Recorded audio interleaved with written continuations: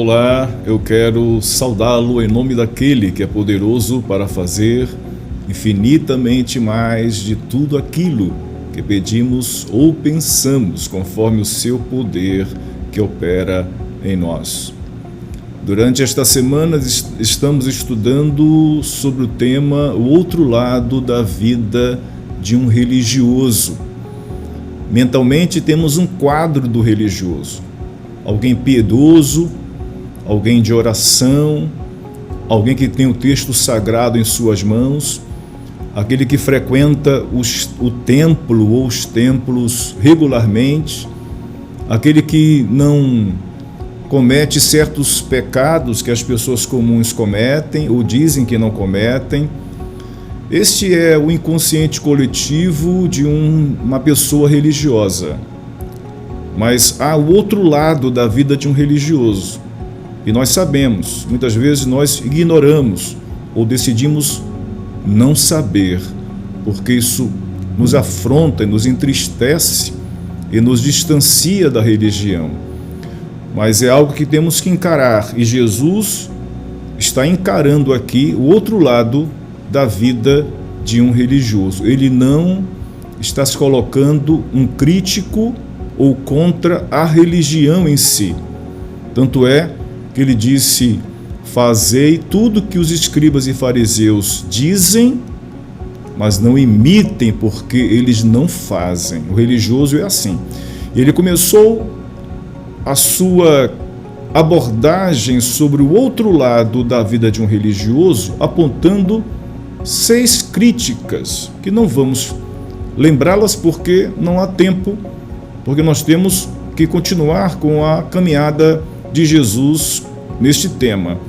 Mas é importante lembrar que Jesus está confrontando os escribas e fariseus da sua época, mostrando aquilo que o povo não via, que eles gostavam dos aplausos, das cadeiras de destaque.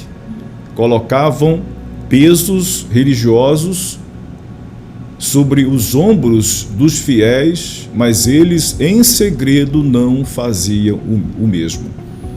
Eles, o que faziam em público, que poderiam fazer em segredo, que é orar, que é se dedicar a Deus, que é jejuar, eles faziam em público para mostrar para os outros homens como eles eram piedosos.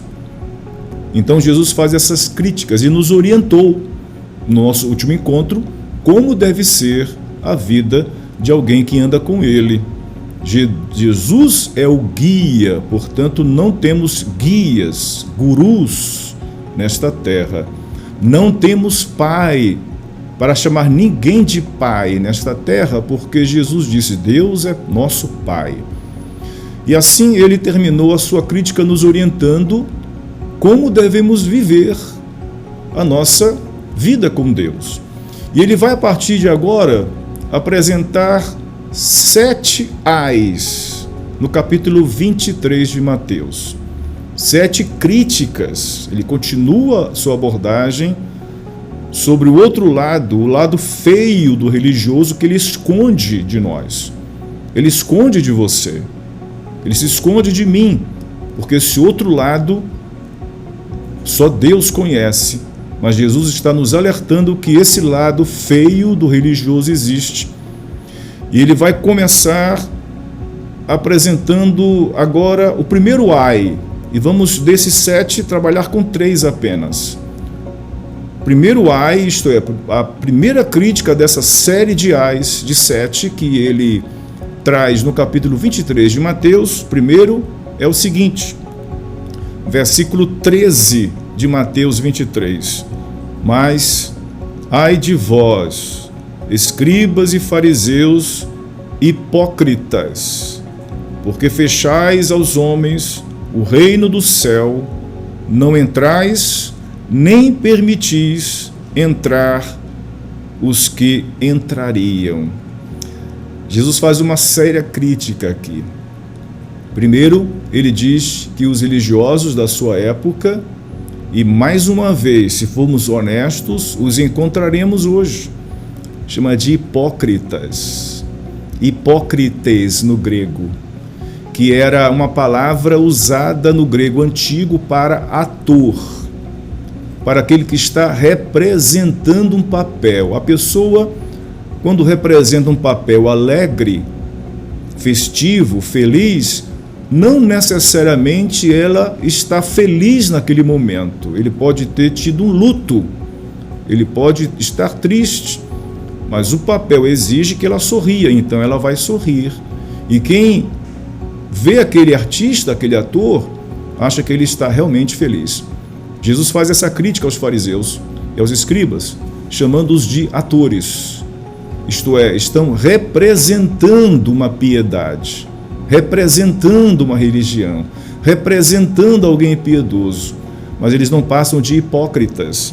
Ele diz: porque fechais aos homens o reino do céu, não entrais, nem permitis entrar os que entrariam. Eles colocam tantos pesos da religião em cima, as pessoas querem Deus, mas eles colocam tanta dificuldade, porque eles não entram e também não estão permitindo outros entrarem no reino de Deus. Esta é a primeiro ai. O segundo ai, no versículo 14, ele diz: ai de vós, escribas e fariseus, e novamente hipócritas, atores, artistas da religião, porque devorais as casas das viúvas, e para disfarçar fazeis longas orações, por isso recebereis uma condenação muito maior. Veja o que fazia e o que fazem os líderes religiosos de ontem e de hoje. Eles continuam sendo hipócritas, atores, estão representando um personagem religioso. E o que eles faziam na época de Jesus? Devoram as casas das viúvas, isto é, eles consomem o dinheiro, consomem a vida, consomem os recursos do fiel. E para justificar esse ato tão deplorável, eles faziam longas orações, isto é, eles, para justificar a extorsão, eles praticavam atos religiosos para justificar. É como se um religioso de hoje dissesse: eu vou fazer uma longa oração por você, mas você tem que fazer a sua parte, tem que preencher o cheque e entregar para o meu ministério. Isto é, a pessoa entrega de boa fé uma oferta, às vezes sacrificial, vai tirar da família para dar para um religioso, porque ele vai fazer uma oração poderosa, uma oração forte. Jesus diz a mesma coisa aqui, que ele enfrentava isto. Os religiosos, os fariseus, eles extorquiam as pessoas, tiravam os recursos delas, e para simplesmente não chegar e tomar, eles faziam uma oração. E para eles justificava o ato da extorsão, da espoliação, da opressão, da humilhação que eles praticavam. Veja se não há o mesmo hoje. O último ai de hoje está no versículo 15, que Jesus diz: ai de vós, escribas e fariseus, novamente, hipócritas, atores, artistas da religião, porque percorreis o mar e a terra para fazer um prosélito, e depois de o terdes feito, vós o tornais 2 vezes mais filho do inferno do que vós. Não é isto que eles faziam e que fazem hoje? Praticamente, numa linguagem mais lúdica, eles vendem lote no céu. Eles vendem óleo ungido. Eles não dão, eles vendem. Eles vendem rosas consagradas, eles não dão. Eles não dão nada de graça. E eles fazem isso com um marketing altamente pesado. Eles não saem da televisão. Estou falando dos religiosos de hoje. Eles não saem da sua casa. Eles não param no marketing pesado que eles têm para conseguir adeptos.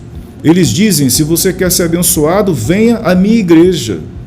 Isto é, só a igreja desse religioso é que vê o poder de Deus, que vê a cura. Ela não pode ir numa igreja próxima à casa dela. Nós vemos o mesmo perfil de religiosos hoje em dia. E Jesus disse que eles percorrem o mar e a terra, isto é, eles vão para todos os lugares, atrás de fazer um fiel, um prosélito deles. Eles não estão atrás de fazer pessoas discípulas de Jesus. Eles querem discípulos deles, para que sirvam a eles.